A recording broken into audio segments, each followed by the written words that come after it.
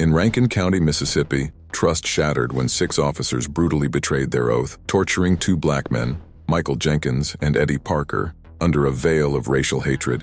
Their conviction, ranging from 10 to 40 years, laid bare the wounds of racial injustice, demanding a path toward healing and justice. Let's get started.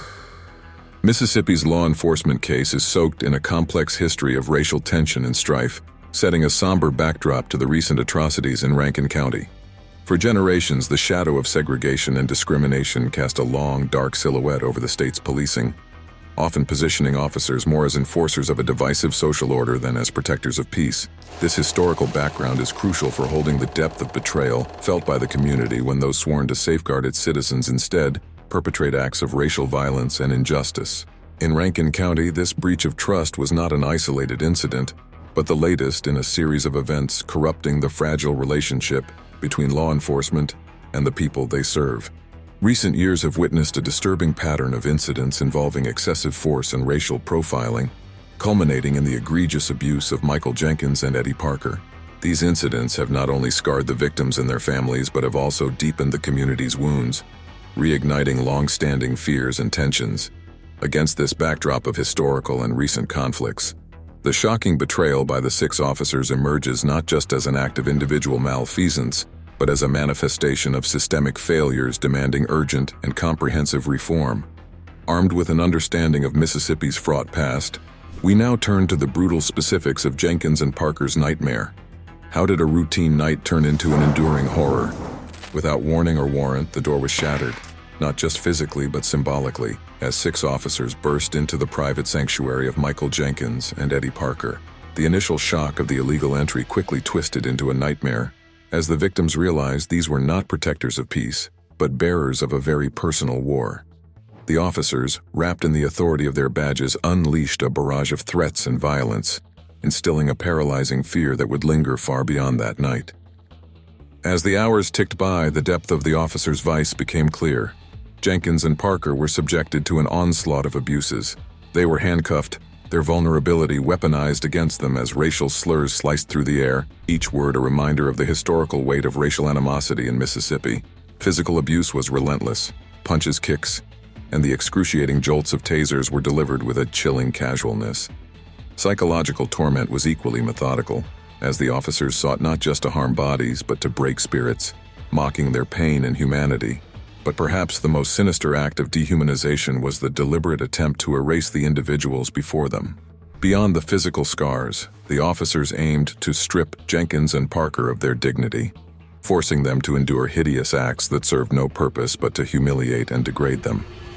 They used excessive force, intimidation, and violence, including punitive measures, tasering, and assault. They also threw eggs at the men and stole property. In these moments, the officers abandoned any pretense of law enforcement, becoming agents of chaos and fear. This wasn't policing, it was an act of terror designed to demonstrate power and sow despair. The violations committed that night were not just assaults on 2 men, they were an assault on the very principles of justice and equality. They also came up with a false cover story, destroying surveillance footage, submitting fraudulent evidence, filing false reports, and pressuring witnesses to adhere to the cover story. The immediate terror experienced by Jenkins and Parker sends surges far beyond their own lives, prompting a community-wide introspection and a demand for change. Let's see the aftermath of this. Every knock on the door, every uniform seen reignited the fear that had been so ruthlessly instilled in them. Trust in those sworn to protect shattered, leaving them to navigate a world that suddenly felt infinitely more dangerous. The emotional toll was immense, casting long shadows over their daily lives, relationships, and sense of security. They became unwilling symbols of a community's worst fears realized, their tragedy a public spectacle of systemic failure. The revelation of what occurred that night sent shockwaves through the community, triggering a collective grief and outrage that transcended the immediate locale. It laid bare the fragility of trust between law enforcement and those they serve, especially within communities of color. Conversations around dinner tables and in town halls voiced a shared disbelief and a pressing demand for accountability and change. The framework of the community, built from strands of mutual respect and trust, showed signs of fraying, demanding a reassessment of the values and practices upheld by those in positions of power. The community's response highlighted a key moment of reckoning, a refusal to let this incident fade into the background.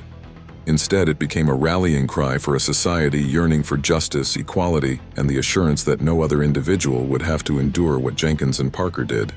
With the community reeling and calls for justice growing louder, the pursuit of accountability begins. But will the legal system rise to meet the moment? Let's see. The revelation of the officer's facade began with a thorough investigation, propelled by the bravery of Michael Jenkins and Eddie Parker in coming forward. The Federal Bureau of Investigation, FBI, spearheaded the inquiry, with the Justice Department swiftly joining forces, signaling the case's gravity. Critical to cracking the officers' united front was the retrieval and analysis of digital evidence, including communications among the officers that night.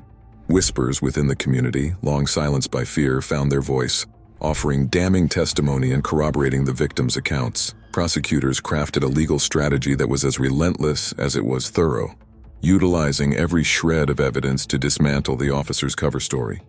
The defendants also pleaded guilty to a separate federal felony offense related to a separate incident involving a white man who was sexually assaulted. As the case moved to the courtroom, the atmosphere was charged with the weight of anticipation. The sentencing brought a discernible tension, as each officer faced the consequences of their actions. Senior District Judge Tom Lee's words cut through the courtroom's silence, marking a moment of reckoning. He condemned the officers' actions as a gross betrayal of trust and an affront to the principles of justice and equality they were sworn to uphold. Their sentences, ranging from 10 to 40 years, were among the most severe handed down in recent memory for civil rights violations by law enforcement officers, reflecting the heinous nature of their crimes.